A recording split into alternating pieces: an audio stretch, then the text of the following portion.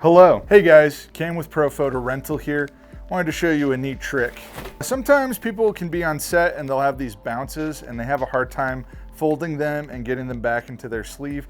We at Pro Photo Rental have a trick to help with that I wanted to show you today. We call it the taco trick. So here's the idea. You're gonna take your bounce, fold it into a taco shape. See that? Do you see that taco shape? Fold it into a taco shape and then say the phrase, "Who likes tacos?" This guy. There you go. What's great about this is it works with bounces that are even bigger. Who likes tacos?